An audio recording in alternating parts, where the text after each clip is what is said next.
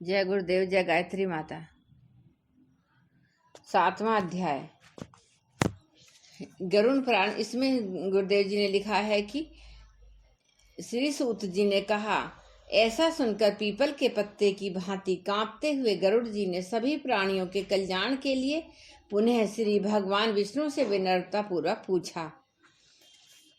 श्री गरुड़ जी ने कहा, हे स्वामी, किस उपाय से मनुष्य प्रमादवश अपना अथवा जानकर पाप कर्म करने के उपरांत भी यम की यातना से बच जाए, उसे कहिए। संसार रूपी सागर में डूबे हुए दीन चित्त वाले पाप से दुर्बुद्धिग्रस्त तथा विषय विकारों के कारण दूषित आत्मा वाले मनुष्यों के कल्याण के लिए हे माधव, पुराणों में सुनिश्चित किए गए उपायों को बताइए, जिससे मनुष्य सद्गति को प्राप्त कर सके।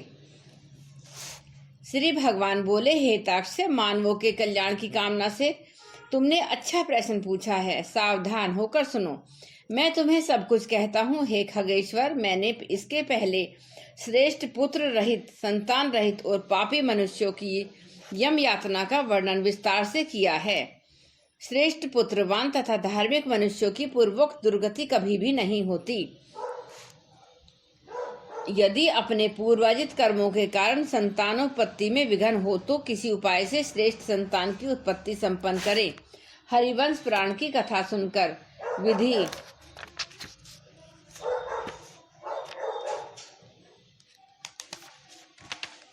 विधि विधान पूर्वक सतचंडी यज्ञ तथा भक्ति पूर्वक शिव की पूजा आराधना करके विद्वान को पुत्र उत्तम संतान उत्पन्न करना चाहिए। यहाँ पुत्र शब्द का प्रयोग लिंग सूचक न होकर संतान रूप में लिया जाना समीचीन होगा। जिस प्रकार वेद के अनुसार माता भूमि पुत्रहम पृथ्वी उक्ति में पृथ्वी हमारी माँ है एवं सभी नर नारी उसके लिए पुत्रवत हैं, यहाँ पुत्र शब्द का प्रयोग लिंग सूचक नहीं है। वैसा ही श्रेष्ठ संतान का भाव कथा सार के इस प्रसंग में भी लिया जाए, क्योंकि इस ऋषिकल पुराण का नर नारी में लिंग भेद नहीं करते। गरुड़ पुराण में जिनके पुत्र संतान न हो तो पुत्र के अभाव में मरणोत्तर कर्म पत्नी और पत्नी के अभाव में सगे भाई तथा सहोदर सगा भाई न हो तो उसके स्थान पर ब्राह्मण के द्वारा उसके शिष्य को अथवा किसी सपिंडी एक ही कुल ग्रोथ व्यक्ति को करना चाहिए। यह श्रेष्ठ संतति पुम नामक नरक में गिरने से पुत्रों की रक्षा करती है, अतः स्वयं भगवान ब्रह्म ने ही उसे पुत्र नाम से कहा है। हे धर्मात्मा, अंश संपूर्ण कुल को तार देता है। उस धर्मात्मा संतति के द्वारा व्यक्ति दिव्य लोगों को प्राप्त कर लेता है, ऐसी सनातनी श्रुति है। इस प्रकार वेदों ने भी धर्मात्मा पुत्र के उत्तम महात्म्य को कहा है। इसलिए धर्मयुक्त पुत्र का मुख देख करके विषय पितृ ऋण से मुक्त हो जाता है। सत्कर्मशील पुत्र का स्पर्श करके मनुष्य तीनों ऋणों से मुक्त हो जाता है। इस प्रकार पुण्य परमार्थी पुत्र पौत्र तथा परपौत्र से यम लोगों का अतिक्रमण करके स्वर्ग आदि को प्राप्त करता है।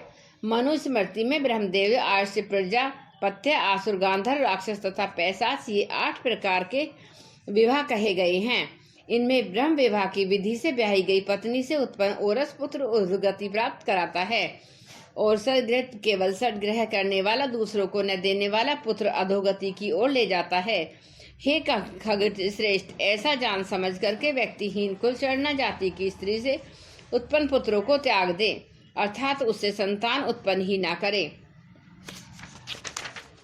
हे खग, सज्जन पुरुषों से सवर्णा स्त्रियों में जो पुत्र उत्पन्न होते हैं वे औरस पुत्र कहे जाते हैं, और वे ही श्राद्ध प्रदान करके पितरों को स्वर्ग प्राप्त कराने के कारण बनते हैं। औरस पुत्र के द्वारा प्रदान किए गए श्राद्ध तर्पण से पिता पूर्वजों को स्वर्ग व मुक्ति प्राप्त होती है। इस विषय में क्या कहना है? गरुड़ पुराण कथा सार। जिनके पुत्र नहीं हो तो पुत्र के अभाव में पत्नी को और पत्नी के अभाव में सगे भाई को तथा सहोदर सगा भाई न हो तो उसके स्थान पर ब्राह्मण के द्वारा उसके शिष्य को और किसी एक ही कुल का ग्रोथज व्यक्ति को करना चाहिए। दूसरे के द्वारा दिए गए श्राद्ध से भी प्रेत स्वर्ग को चला जाता है। इस विषय में सुनो, यहाँ एक प्राचीन इतिहास कहूंगा जो संतान के अभाव में और दैहिक दान के श्रेष्ठ महात्म्य को प्रकाशित करता है। हे ताक्ष्य, पौराणिक काल में त्रेता युग में महोदय नाम के रमणीय नगर में महाबलशाली और धर्मपरायण बभ्रुवाहन नामक एक राजा रहता था। वह यज्ञानुष्ठान परायण दानियों में सर्वश्रेष्ठ, लक्ष्मी से साधन संपन्न, ब्राह्मण भक्त, लोक हितकारियों के प्रति उदार तथा साधु सज्जनों पुरुषों के प्रति प्रेम रखने वाला, शीलवान व सदाचार आदि गुणों से समृद्ध, सर्वजनों के प्रति अपनत्व रखने वाला और इतर अन्याय के प्रति दया के भाव से संपन्न था। शास्त्र धर्मपरायण वह औरस पुत्र की भांति धर्म पूर्वक अपनी प्रजा का लालन पालन करता था और दंड देने योग्य अपराधियों को कठोर दंड से दंडित करता था। उस महाभाव ने एक किसी समय सेना के साथ मृग्या के शिकार के लिए सघन नाना वृक्षों से युक्त एक घनघोर वन में प्रवेश किया। वह वन नाना मृगों पशुओं से व्याप्त और अनेक पक्षियों के कलरव से निंदित था। उस समय राजा ने वन के मध्य में दूर से एक मृग को विचरते देखा। राजा के द्वारा सुदृढ़ बाण से विद्ध व घायल मृग बाण सहित जंगल में अचानक अदृश्य हो गया।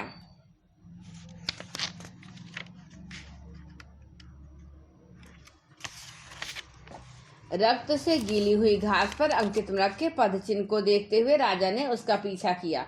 तब मृग के इस प्रसंग से वह राजा किसी अन्य दूसरे वन में जा पहुंचा। भूख प्यास से सूखे हुए कंठ तथा परिश्रम के संताप से पीड़ित उस राजा ने एक जलाशय के निकट पहुंचकर घोड़े सहित अपने उसमें स्नान किया, कमल की गंध आदि से सुगंधित शीतल जल का पान किया।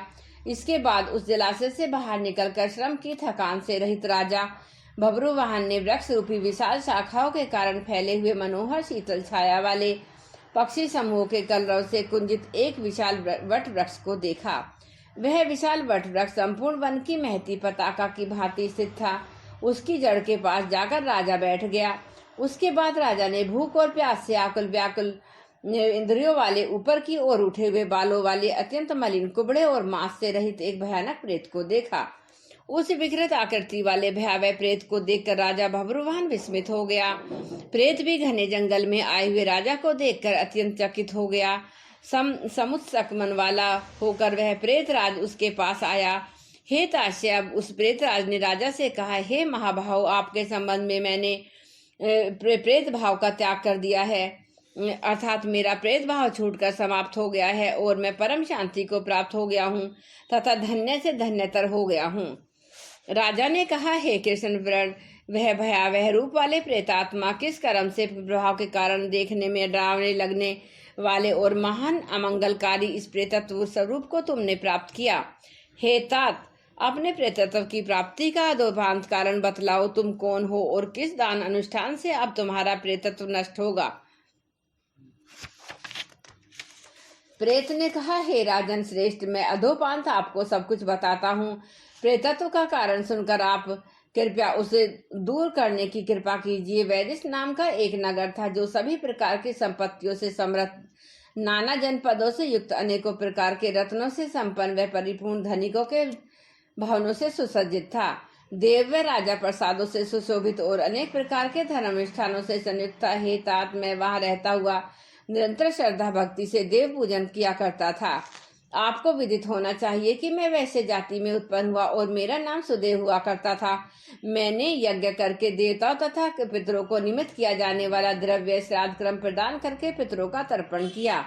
अनेक प्रकार के दान पुण्यों से मैंने ब्राह्मणों को संतुष्ट किया और अनेक बार दीन, अंधे, कृपण, जरूरतमंद मनुष्यों को अनादि भी दिया। किंतु हे राजन, मेरा यह सारा सत्कर्मों का फल मेरे दुर्दैव से निष्फल हो गया, जिस कारण मेरा सुकृत निष्फल हुआ मैं आपको बताता हूँ। मुझे कोई संतान नहीं है, मेरा कोई सुहृद मित्र हितैषी नहीं है, कोई बंधु बांधव भी नहीं है और न ही ऐसा कोई मित्र है जो मेरी मरणोत्तर कर्म क्रिया करता। हे महाराज, मृत्यु के बाद जिस व्यक्ति के उद्देश्य से षोडश मासिक श्राद्ध नहीं दिए जाते, सैकड़ों श्राद्ध करने पर भी उसका प्रेतत्व सुस्थिर ही रहता है, अर्थात दूर नहीं होता। हे महाराज, आप मेरे निमित्त अर्धवैहिक मरणोत्तर किया कृत्य करके मेरा उद्धार कीजिए, क्योंकि इस लोक में राजा प्रजा के सभी वर्णों का बंधु कहा जाता है। इसलिए हे राजेंद्र, आप मेरा उद्धार कीजिए।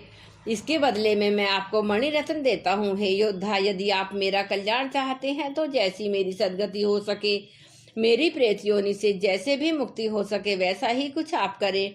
भूख प्यास आदि दुखों तापों के कारण यह प्रेत योनि मेरे लिए असहनीय हो गई है। इस वन में सुंदर स्वादिष्ट शीतल जल और फल विद्यमान हैं, फिर भी मैं दुख, भूख और प्यास से त्रसित हूँ। मुझे जल और फल की प्राप्ति नहीं हो पाती। हे राजन, यदि मेरे उद्देश्य से यथाविधि नारायण बलि की जाए, उसके बाद वेद मंत्रों से द्वारा सभी मेरी मरणोत्तर क्रम क्रियाकरण संपन्न की जाए, तो निश्चित ही मेरे प्रेतत्व का नाश हो जाएगा। इसमें कोई संशय नहीं है। मैंने सुन रखा है कि वेद मंत्र के तप, दान और सभी प्राणियों में दया, सत्शास्त्रों का श्रवण, भगवान विष्णु की पूजा और सज्जनों की संगति, ये सब प्रेत योनि के विनाश के लिए होते हैं। इसलिए मैं आपसे प्रेतत्व को नष्ट करने वाली भगवान विष्णु की पूजा के लिए करने कहूँगा। हे राजन, न्याय से उपार्जित 2 स्वर्ण 32 मासा भार का सोना लेकर उससे नारायण की एक प्रतिमा बनवाएं, जिसे विविध पूर्वक पवित्र जलों से सर्वतोभावने स्नान करा के 2 पीले वस्त्रों से वेष्टित करके सभी अलंकारों से विभूषित कर अधिवासित करें। तदंतर उसका विधि पूर्वक पूजन करें। उस प्रतिमा के पूर्व भाग में श्रीधर, दक्षिण में भगवान मधुसूदन, पश्चिम में वामन और उत्तर में श्री गदाधर, मध्य में पितामह ब्रह्म तथा महादेव शिव की स्थापना करके भक्ति भाव से गंध, पुष्प आदि द्रव्यों के द्वारा विधि विधान से पृथक पृथक पूजन करें। उसके बाद प्रदक्षिणा करके अग्नि में हवन करके देवताओं को तृप्त करें। तत्पश्चात घृत दधी दूध से विष्णु देव को तृप्त व प्रसन्न करें।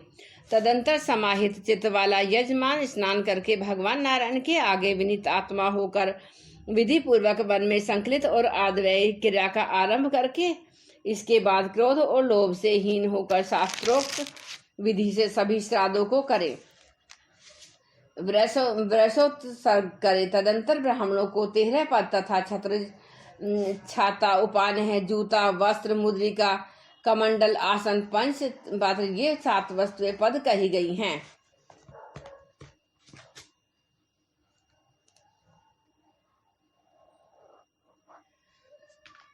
कच्चा धन यज्ञोपवीत को मिलाकर पद की संपूर्णता होती है। का दान करें, फिर सैया दान करें। प्रेत आत्मा के लिए घट का दान करें।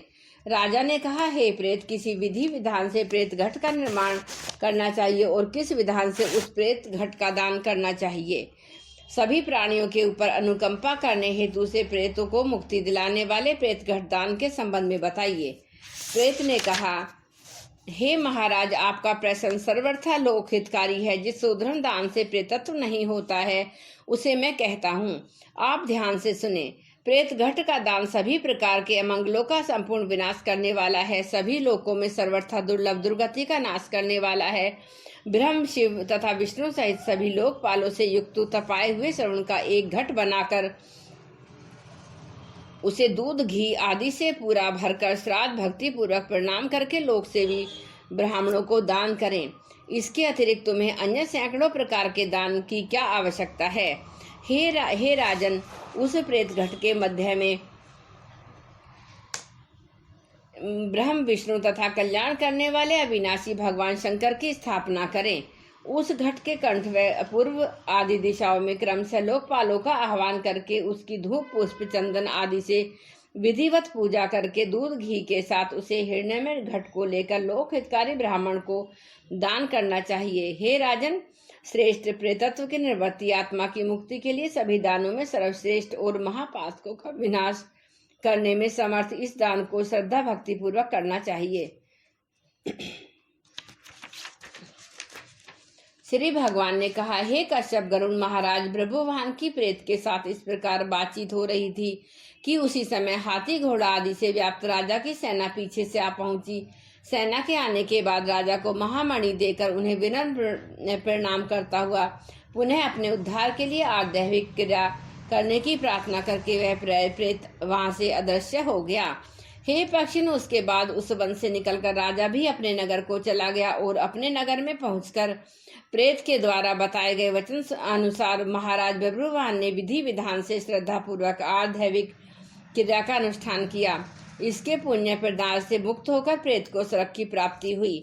जब दूसरे के द्वारा दिए हुए श्राद्ध से प्रेत की सदगति हो गई, तो फिर पुत्र के द्वारा श्राद्ध अर्पण करने से पिता की पुण्य गति हो जाए, तो इसमें आश्चर्य क्या है। इस पुण्य पद इतिहास को जो सुनता है और जो सुनाता है उसे वे सहज आत्म कल्याण व लोक कल्याण में रत हो जाते हैं। वे दोनों पूर्वकृत पापाचारों से युक्त होने पर भी प्रेत तत्व को प्राप्त नहीं होते। इस प्रकार गरुड़ पुराण कथासार में बिभ्रुवाहन प्रेत संस्कार नामक 7वां अध्याय पूर्ण हुआ।